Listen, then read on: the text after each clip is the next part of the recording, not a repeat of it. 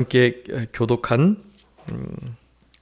야고보서 3장 1절부터 12절 3장 1절부터 12절까지 말씀 중심에서 말에 실수가 없는 자, 말에 실수가 없는 자라는 제목으로 하나님 말씀 증거하겠습니다.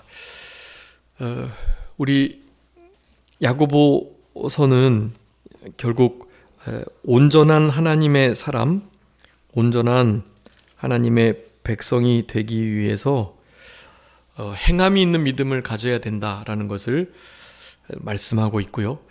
행함이 있는 믿음, 그 믿음이 바로 살아있는 믿음, 그러니까 진짜 믿음, 죽지 않은 믿음, 다른 사람들에게 유익을 주는 믿음, 우리가 실제로 구원을 받고 구원을 이루어가는 그 믿음, 그리고 귀신보다 훨씬 차원이 다른 월등한 바로 그런 믿음, 그리고 누군가에게 실제로 유익을 주면서 증험, 이렇게 증거가 되는, 저 사람 진짜 믿음이 있는 사람이구나 라는 평을 받을 수 있는 헛되지 않은 그런 믿음이다. 그래서 우리 그 22절에 말씀했죠. 믿음과 행함을 같이 강조하고 있는 말씀인데요.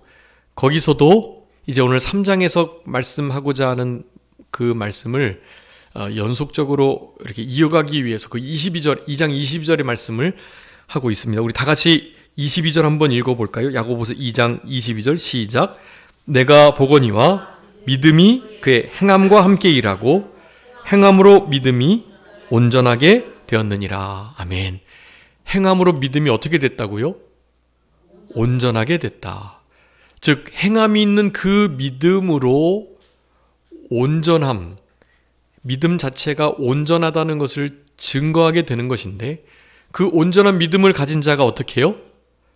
온전한 사람이 된다. 네, 그 믿음이 있어야 진짜 온전한 하나님의 사람, 하나님의 진짜 믿음을 가진 그런 사람이다라는 것을 그렇게 말씀하고 있는 것입니다. 그래서 오늘 이 본문의 말씀 가운데 말에 실수가 없는 자, 즉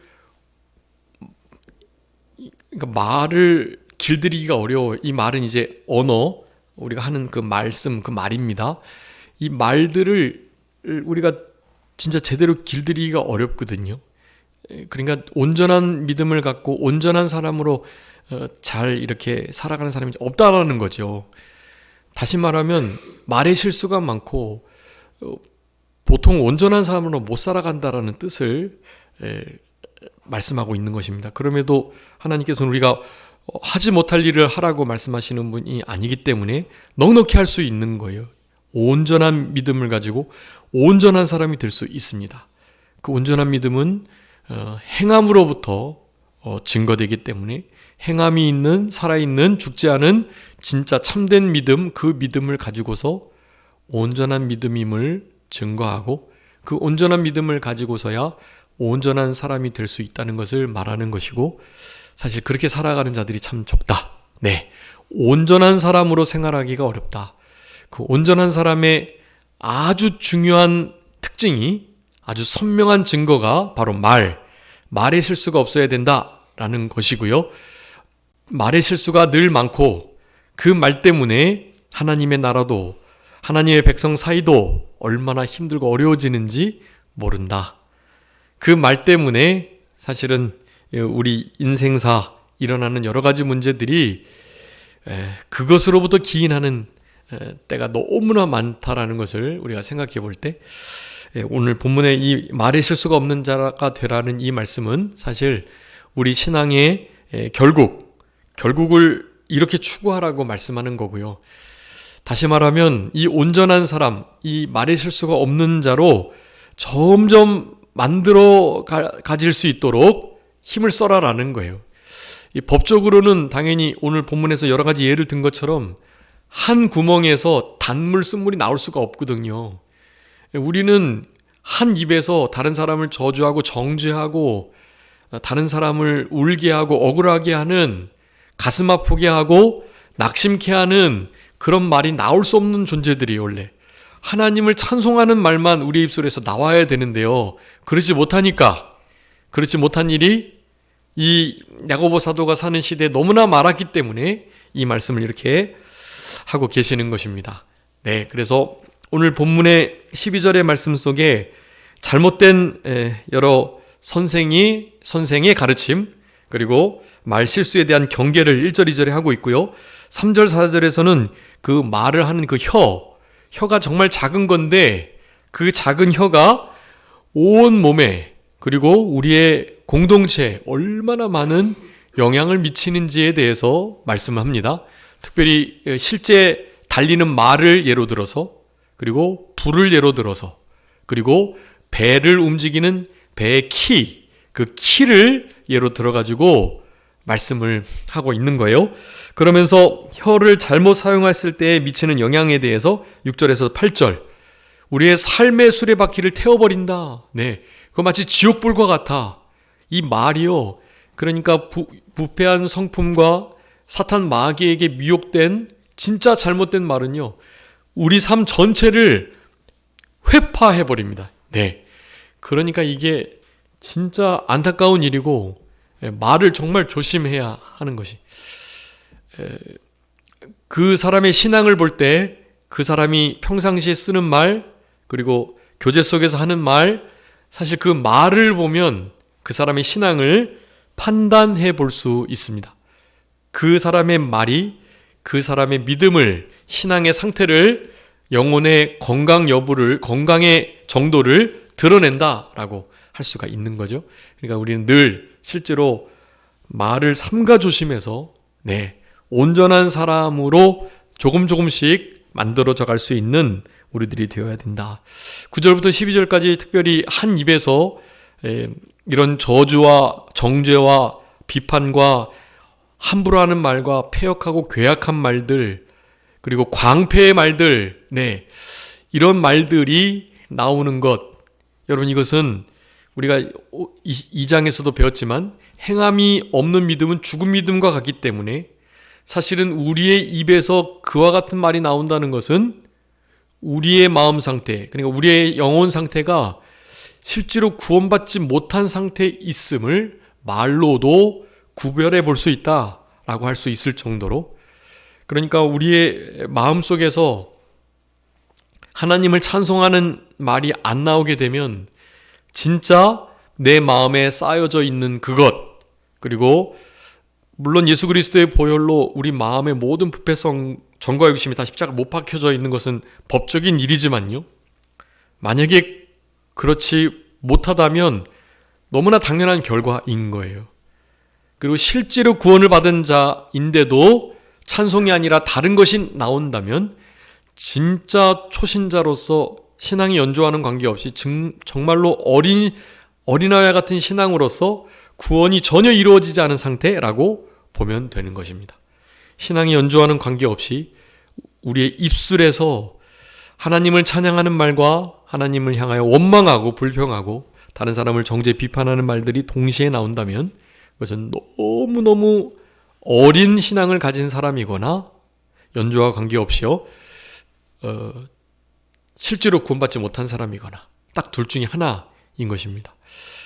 우리 야고보 사도는 좀 강력하게 그 말을 하고 있어요. 그래서 행위 구원이라고까지 말이 나올 정도로 이 야고보서라는 것이 그때 당시 문제가 됐던 것입니다. 이 글을 결국 읽게 되면 그러면 결국 행함으로 구원받는다는 얘기 아니야? 라고 생각을 할 수밖에 없게끔 행함이 너무 강조되어 있어요. 근데 우리가 분명히 해야 할 것은 그 아까 야고보서 2장 22절에서도 말했지만 함께 일하는 거예요.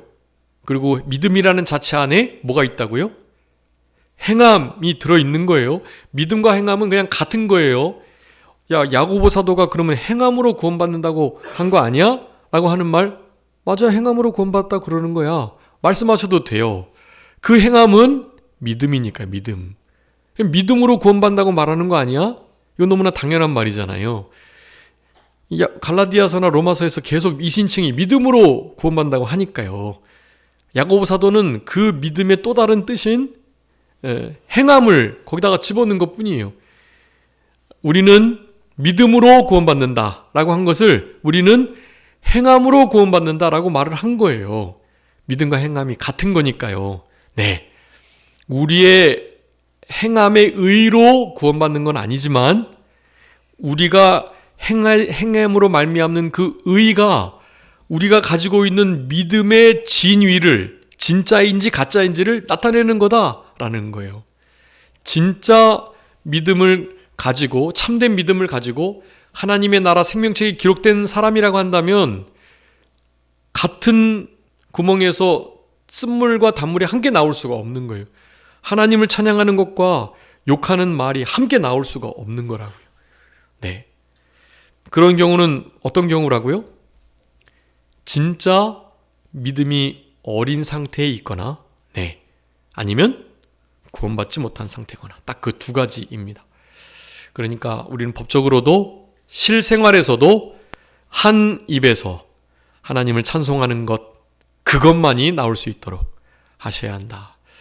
그러기 위해서는 일상생활 속에서 우리 마음에 무엇을 쌓아두느냐가 중요하고 믿음의 선한 은혜의 것들을 마음에 쌓아둬야 그래 은혜를 머금는 입술이 되고 그 속에서 선한 말이 나오게 되는 거예요. 마음에 쌓은 것이 입으로 나온다고 예수님께서 분명히 말씀하셨습니다. 우리의 입을 주의하는 것 아주 필요하다라는 것을 오늘 본문을 통해서 우리가 알 수 있겠습니다. 그렇게 대지를 구분해 볼 수 있겠고요. 요절은 2절 말씀인데요. 2절 말씀, 우리 2절 말씀 다 같이 한번 합독하시겠습니다. 시작.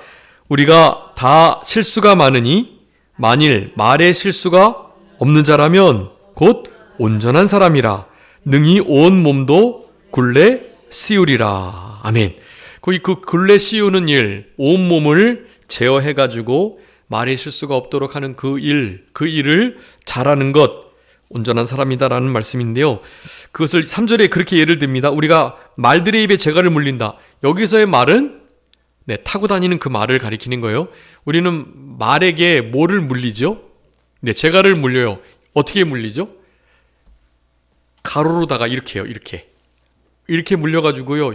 여기다가 고삐를 매서 뒤에 이제 딱 줄을 잡는 거죠. 그래서 이거를 이렇게 쫙 당겨가지고 하니까 말 머리가 들리고 말 턱이 이렇게 내려오고 막 이렇게 하니까 이제 말을 마음대로 이렇게 제어할 수가 있는 거예요. 결국에는 사도 야고보가 우리에게 요구하는 것입니다. 입에다가 뭐를 물리라고요? 재갈을 물려야 된다. 뭐처럼요? 말처럼요. 타고 다니는 말들이 우리에게 순종하게 하기 위해서 재갈을 물리는 것처럼 우리의 입도 우리가 마음대로 잘 주장하려면 입에다가 뭘 물리라고요? 재갈을 물리라고 말하고 있는 거예요. 네. 야고보서 어디서 그 말씀했죠? 기억나시나요? 한번 읽어봐 주세요.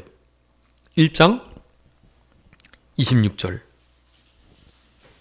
누구든지 스스로 경건하다 생각하며 자기 혀를 재갈 물리지 아니하고 자기 마음을 속이면 이 사람의 경건은 헛것이라. 아멘. 이미 1장부터 계속 말씀하는 거예요. 이 온전한 믿음을 가진 자들은 적어도 말에 실수가 없어야 된다는 것을 사실 1장부터 계속 말씀해 오고 있었어요. 1장 그 윗절에 19절에서 21절까지 보면 무슨 말씀합니까? 너희는 알아라. 사람마다 듣기는 속히 하고 말하기는 더디해라. 네. 이따가 재갈 물리는 것이 내 입술에 파수꾼을 세우는 것이 무엇인지를 말씀드릴 건데요. 재갈 물리는 건 다른 게 아닙니다. 네. 귀는 두 개고 입은 하나니 듣는 것은 속히 다양하게 잘 듣고 말할 때는요. 하나니까 더디게 하나니까 좀 심사숙고해서 그렇게 해야 하는 거예요. 말은 더디하는 것, 그것이 하나님의 뜻을 이루는데 아주 유익하다고 할 수 있겠습니다. 사람이 말하기를 잘못해서 성내는 말을 하게 되면 그 모든 것들이 어떻게 된다고요? 하나님의 의를 이룰 수가 없다. 사실 의로운 분노를 내는 사람들이 종종 있는데요. 의로운 분노는 딱 성경에 나와 있는 사람들만에게 속한 거예요. 우리에게 속한 거 아닙니다. 의로운 분노의 최고봉이 누구셨죠? 우리 예수님이셨다고요. 예수님은 진짜 의로운 분노를 내셔도 되고 내실 만한 분이에요. 그런데 다른 사람들은 사실 아닙니다. 성경에 기록된 의로운 분노를 낸 사람들의 그 면면을 살펴볼 때 대부분 하나님께서 그 의로운 분노를 귀하게 여기시지 않으셨어요. 대부분은 그 분노 때문에 실수를 하고 그래서 하나님의 영광을 가리우는 일들이 도리어 많았거든요. 실제로 우리 하나님이 우리에게 여러 가지 큰 이렇게 상황들을 허락하셔가지고 그 상황 속에서 하나님의 뜻을 이루어 가시는 데 있어서 말이죠. 네, 이루어 가시는 데 있어서 뭐 여러 가지 이제 하나님께서 테스트도 하시고 뭐 여러 가지 면들이 좀 있지만 중요한 것은 이렇게 그 모든 하나님의 뜻을 이루는 일에 하나님의 마음을 가지고 하나님께서 우리에게 원하시는 바대로 그렇게 온유하게 그 일을 감당하는 것을 훨씬 더 기뻐하시는 거예요. 공개적으로 우리 하나님의 일들을 비방하고 그래서 그것을 들은 우리들이 진짜 의로운 분노를 내서 그것이 아니다 라고 소리치는, 그리고 하나님께 특별히 그렇게 부르심을 받아가지고 의로운 분노가 다른 사람들에게 이렇게 전파돼서 하나님이 얼마나 진노하셨는지를 알게 하는 일에 특화된 하나님의 특별한 부르심을 받은 종들은 괜찮은데요. 그 일 이외에는 대부분 의로운 분노가 하나님의 영광을 가리우는 것이 많다라는 것입니다. 우리 모세가 십계명 두 돌판을 깨뜨렸죠. 그 분노 때문에 그래요. 하나님의 백성으로서 하나님이 이렇게 진노하시는 일을 아무렇지도 않게 하니까요. 의로운 분노를 낸 거지만 그 십계명 돌판을 던져 깨뜨려서 그렇게 막 하나님이 모세에게 주셨던 그 귀한 그 돌판을 그렇게 다루면 안 되는 거예요. 그거는 의로운 분노가 결코 하나님을 기쁘시게 하는 경우가 없다. 그건 특별한 부르심, 특별한 사명일 때 그렇게 하는 거예요. 그러니 하나님의 의를 이 분냄이 결코 이루지 못함을, 그것을 의로운 분노로 포장을 해서는 안 될 것이다. 예수님께서 채찍으로 노끈으로 채찍을 만드셔서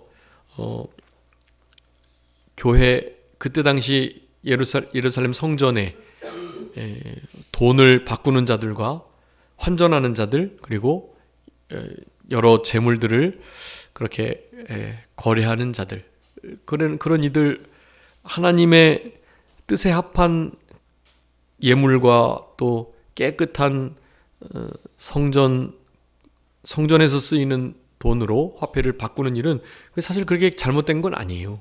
그런데 거기서 고리 이득을 취하고 그리고 실제로 거룩한 동물의 피를 받는 것이 가장 중요한데 그 피를 돌려가면서 쓰고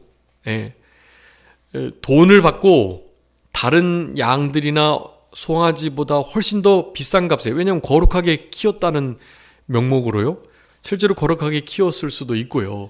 그러니 다른 일반적인 흠이 있고 또 조금 이렇게 더럽게 키워진 동물들보다는 예물 전용으로 그렇게 길리운 거룩하고 깨끗하고 흠없는 동물들로 제사를 드리는 게 괜찮은 일이죠. 그거는 다른 동물 예물보다는 그것이 당연히 비쌀 수밖에 없고 그것이 합당하지만 그네들은 그렇게 한 게 아니라 한 마리 잡은 그 피를 돌려가면서 그렇게 쓴 거예요. 그런 것이 다 이 역사 기록에 남아 있습니다. 예수님은 그걸 보신 거예요. 환전하면서 고리 이득을 취하고요. 그리고 그렇게 거룩한 예물을, 동물을 잡아 피를 흘려 바칠 때 지난번 흘렸던 그 동물의 그 피를 다시 다음 사람에게 쓰는 이런 일들이 있었던 거예요. 그러니 동물을 그렇게 매매하는 자들을 쫓아내시고 환전하는 자들의 상을 엎으시고 그렇게 노끈으로 채찍을 만드셔가지고 의로운 분노를 내셨던 거예요. 네, 우리 주님은 분노하셔도 됩니다. 정의, 공의의 하나님이시기에 그 하나님의 성품에 맞는 반응이에요. 분노는. 의로운 진노는. 우리는 그런 진노가 없습니다. 우리에게는. 우리는 원래 의롭지 못한 자들이기 때문에 그래요. 결코 우리의 분이 하나님의 의를 이룰 수 없다라는 것을 확신하면서 여러분 우리 어떠한 일이 있어도 이 분냄, 의롭지 못한 심령 상태에서 나오는 말들 이런 것을 정말 목숨을 걸고 주의하는 그런 우리들이 되어야 합니다. 그런 사람들이 믿음 있는 사람들이 그런 사람들이 온전한 사람, 진짜 온전한 믿음, 즉 행함이 있는 믿음을 가진 자들이 야고보 사도는 지금 그것을 말씀하는 것입니다.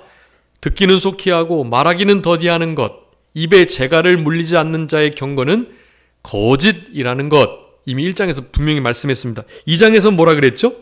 2장 3절 한번 봐주세요. 2장 3절.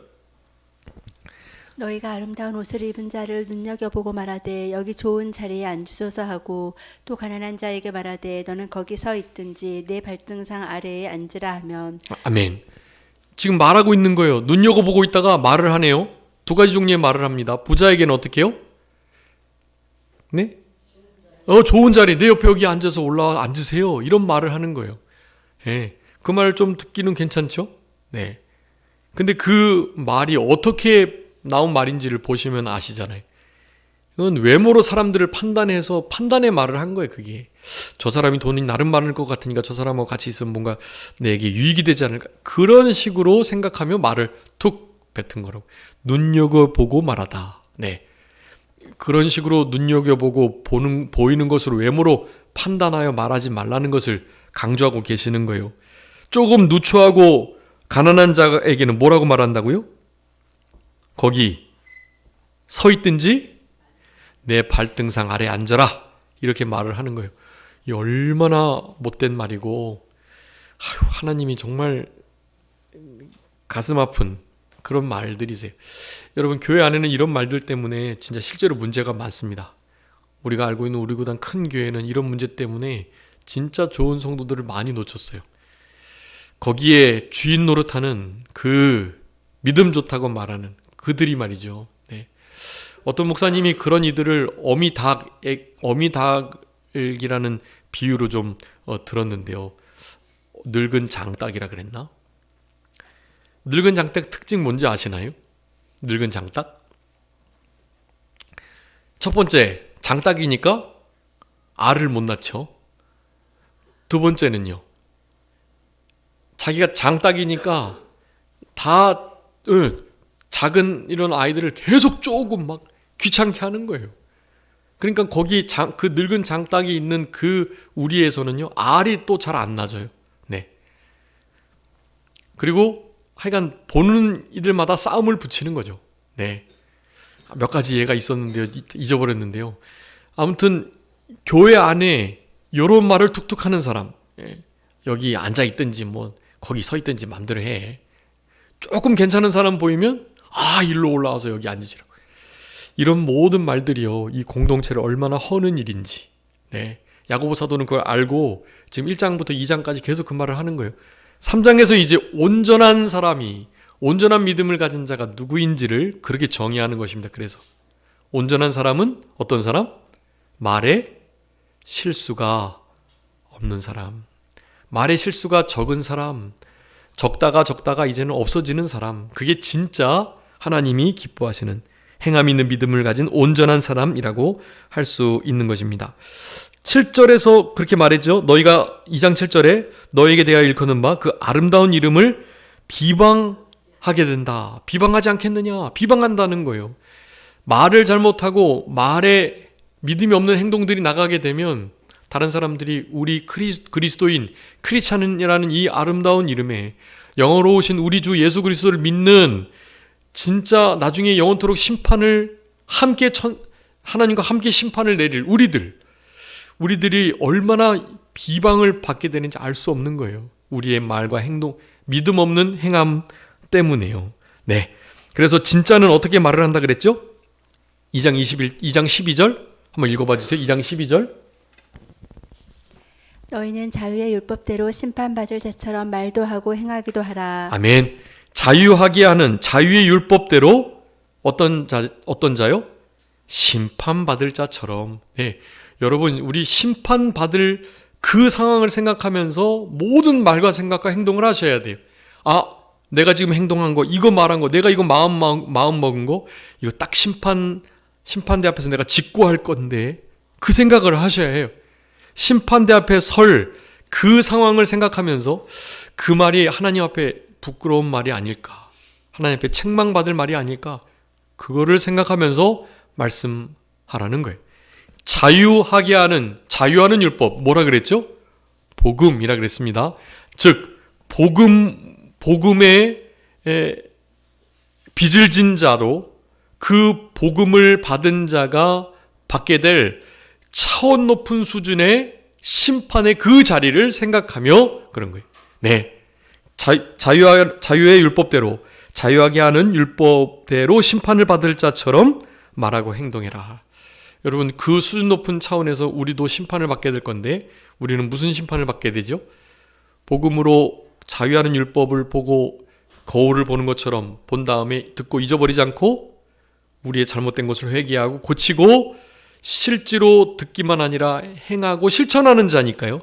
자유하게 하는 율법을 보는 자들은 실천하는 자라 그랬잖아요. 우리 2장에서 25절에. 그렇기 때문에 그 자유의 율법대로 심판을 받는다는 것은 수준 높은 차원의 심판이 예고되어 있지만 우리 하나님은 그 복음과 자유하는 율법을 받은 우리들을 심판하시는 공의로 대하지 않으시고 은혜로 긍휼로 대하신다 그랬으니까, 즉 여기 2장 12절에 자유의 율법대로 심판을 받을 자처럼 이라는 것은 즉 긍휼을 가지고 다른 사람의 사정을 알아주고 다른 사람들이 어떠한 상태에서 저런 일들이 있었던 것인가를 좀 헤아려 주면서 네, 그렇게 말하고 행하기도 하라고 그렇게 마지막에 명령을 하셨던 것입니다.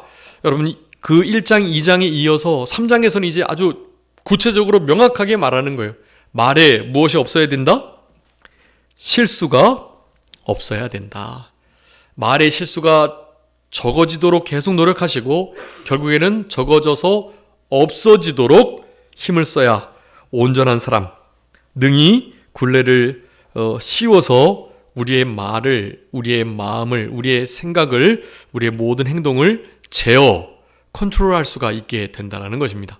우리의 힘으로 불가능하고 자기 통제, 그것은 절제의 열매입니다. 절제의 열매는 성령의 9가지 열매 중에 맨 마지막 열매입니다. 성령님께서 도와주셔야, 성령님이 감동하시고 강하게 역사하셔야 맺어지는 열매예요. 자기 통제, 절제하는 이 열매가 실제로 우리의 입술에도 우리의 마음과 생각과 말, 행동 모든 것에 걸쳐 영향을 미쳐야 된다. 그렇게 되는 사람들이 온전한 사람이라고 말씀을 하는 것입니다. 자, 그런데 그렇게 실수가 없기 위해서 그 1절에서 아주 중요한 원리를 우리들에게 제공해 줍니다. 어떻게 해야 말의 실수가 적을까요? 어떻게 해야? 어떻게 해야 적지요, 말의 실수가? 선생이 되지 않아야, 선생 자리에 오르지 않아야 실수가 적다고 지금 말씀을 하고 있는 거예요. 네. 선생된 자리가 아닌 종의 자리, 배움의 자리, 낮아진 자리, 그 자리에 있어야 말의 실수가 적다라는 것입니다. 그런 사람들은 겸손하니까 입에 재갈을 계속 물리고 살아가는 거예요. 그런데 선생이 된 자는 어쨌든 말을 많이 해야 되니까요. 여러분, 말을 많이 하면 실수가 반드시 있습니다. 그러니까 말 적은 게 좋은 거예요. 그런 입장에서 이렇게 하나님의 말씀을 대언한다고는 하지만 자기 말이 툭툭 나올 수도 있고 실수할 수 있는 이 목회자들은 사실 훨씬 더 큰 심판이 기다리고 있다라는 거예요. 많이 이런 자리에 서지 않는 것이 좋은 거고요. 네. 가르친 대로 행동하면서 사실 교훈하는 것은 더욱더 어려운 것입니다. 마태복음 5장에 말씀했잖아요. 우리 예수님도 선생이 되어 자기가 가르친 대로 순종하며 다른 이들을 교훈하는 자, 어떤 자라고요? 하늘에서 큰 자. 네. 근데 작은 자들은요, 자기가 말로는 가르쳐 놓고 그 가르친 말씀대로 순종하지 않는 자, 작은 자가 되는 거예요.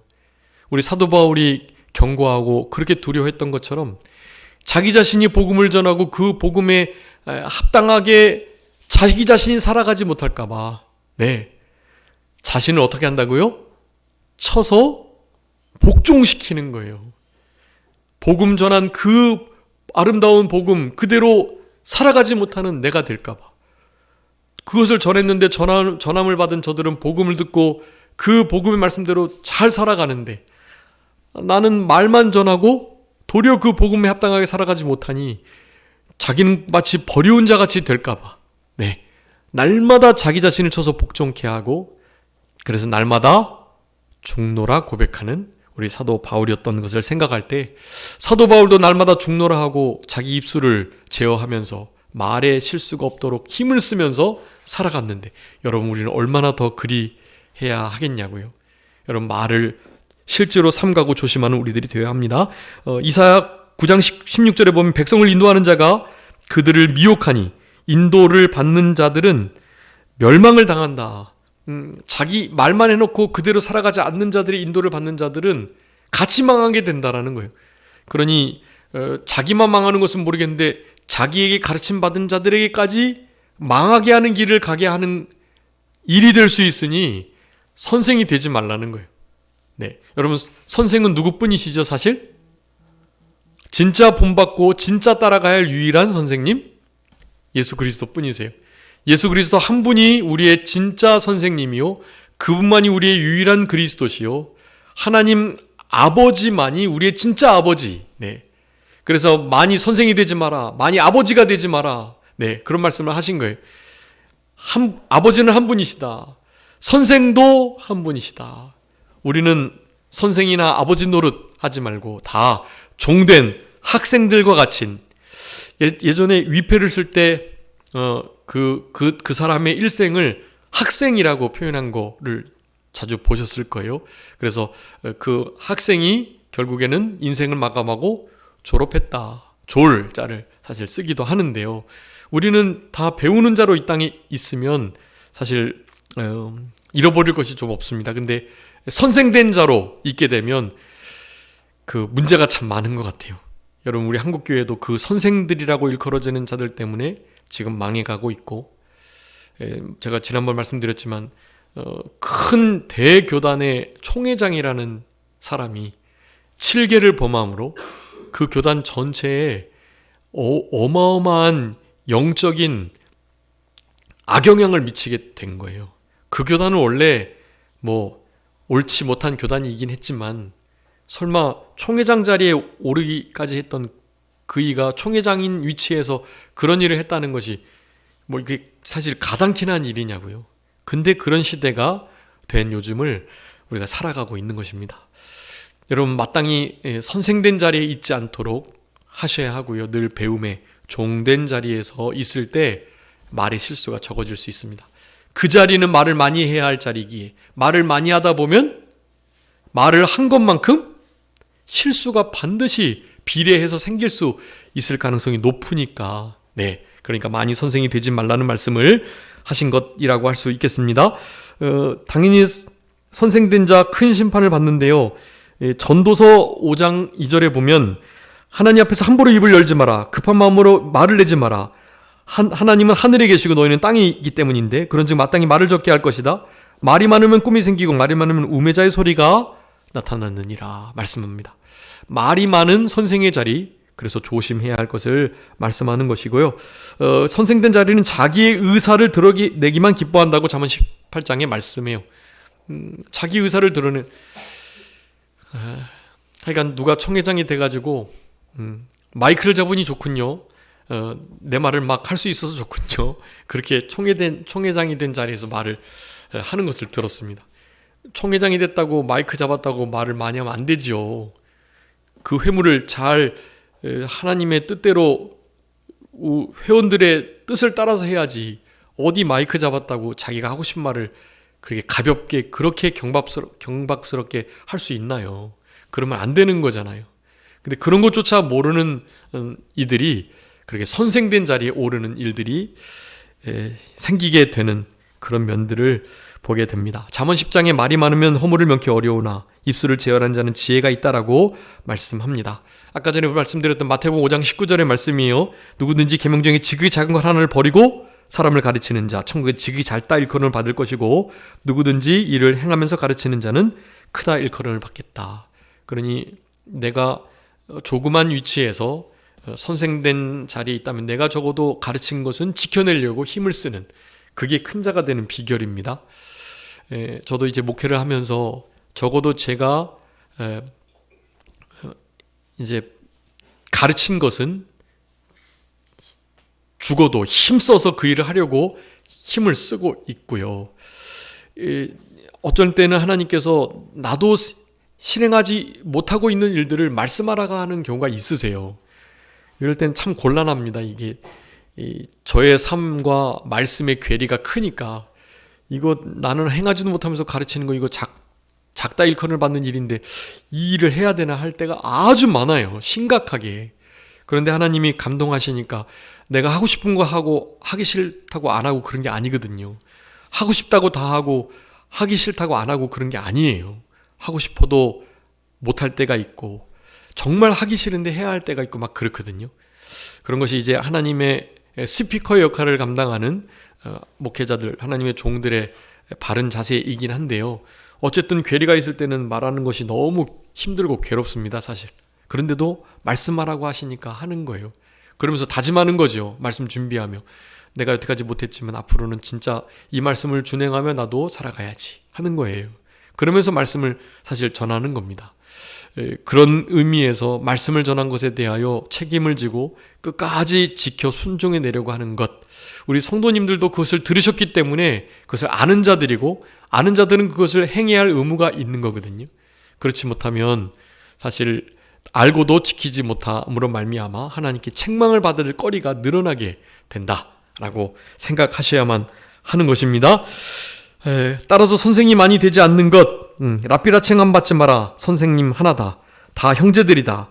아버지는 다 아버지라 부르지 마라. 아버지도 하나이시다.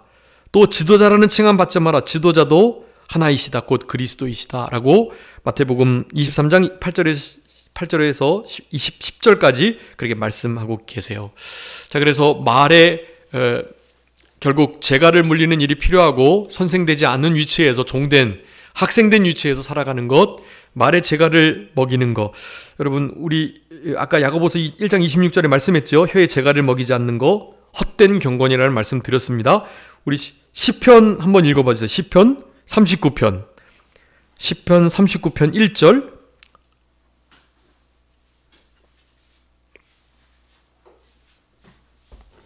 시편 39편 1절. 내가 말하기를 나의 행위를 조심하여 내 혀로 범죄하지 아니하리니 악인이 내 앞에 있을 때에 내가 내 입에 재갈을 먹이리라 하였도다. 아멘. 141편 3절도요. 시편 141편 3절.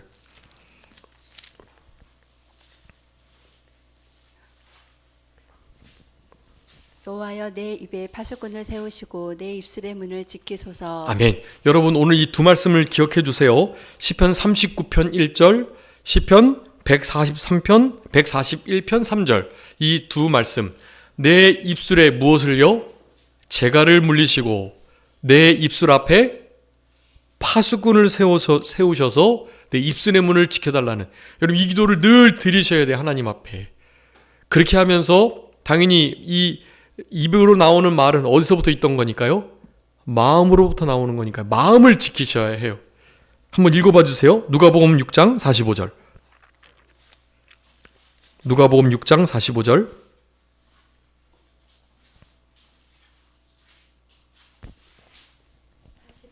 네. 6장 45절. 선한 사람은 마음에 쌓은 선에서 선을 내고 악한 자는 그 쌓은 악에서 악을 내나니 이는 마음에 가득한 것을 입으로 말함이니라. 아멘. 마음에 가득한 것이 어떻게 해요? 입으로 나와 말하게 된다라는 거예요. 그러니까 마음을 지켜야 돼요. 입을 지킨다는 건 마음을 지킨다는 거예요. 그래서 잠언 4장 23절에 말씀합니다. 모든 지킬 만한 것보다 무엇을요? 더욱 내 마음을 지키라. 생명의 근원이 이에서 난다고 말씀해요. 심지어는 이 말은 죽고 사는 권세가 있다고까지 말해요. 죽고 사는 권세. 여러분 이거 중요합니다. 잠언 18장 20절인데요. 사람의 입에서 나오는 열매로 배가 부르게 되는데 곧 입술로 나는 것으로 만족하게 된다. 죽고 사는 것이 혀의 권세에 달렸나니 혀 쓰기를 좋아하는 자는 그 열매를 먹게 될 것이다 라고요. 여러분 이 말을 통해서 하나님은 심판을 하세요. 마태복음 12장 36, 37절에 너희가 무슨 무익한 말 하든지 심판날에 신문을 받겠다. 내 말로 의롭다함을 받고 내 말로 정죄함을 받겠다. 말을 조심하는 것, 즉 마음을 지켜야 말을 조심할 수 있다. 말에 파수꾼을 세우고 재갈을 물리는 것이 중요하다. 여러분 실제적인 그 원리는 뭐냐면요. 첫 번째는 말을 여러분 첫 번째 하기 전에 진짜 생각하는 게 중요해요. 여러분 그 말씀 들었죠? 공자의 3, 4, 1원 3번 생각하고 1원 1번 말하라. 말하기 전에 적어도 3, 4, 1원 3번은 심사숙고해서 말을 조심해서 이 말을 하면 누가 상처가 될까? 또 어떤 오해가 있을까? 이런 것들을 진짜 숙고해서 말을 하는 거예요. 한마디 하실 때 3번 생각하고 말할 때 그게 입술에 재갈을 물리는 거예요. 그게 혀에 파수꾼을 세우는 일이라고 할 수 있겠습니다. 두 번째는요. 말이 하여간 많아지지 않도록 하는 게 중요해요.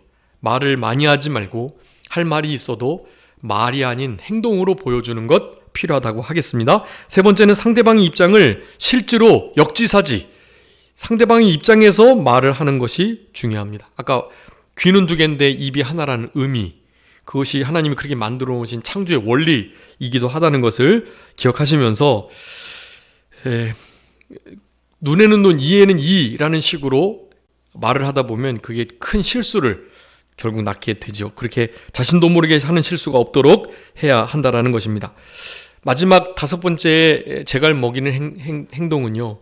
내가 진짜 말에 실수를 했다면 진심으로 사과를 하는 거예요. 어쩔 수 없었지, 뭐 그럴 수도 있지 넘어가는 게 아니라 실제로 말에 실수가 있었다는 것을 알게 되면 진심으로 사과를 하는 태도, 입술에 재갈을 먹인 은혜를 머금은 입술이 되는 중요한 원리라고 할 수 있겠습니다.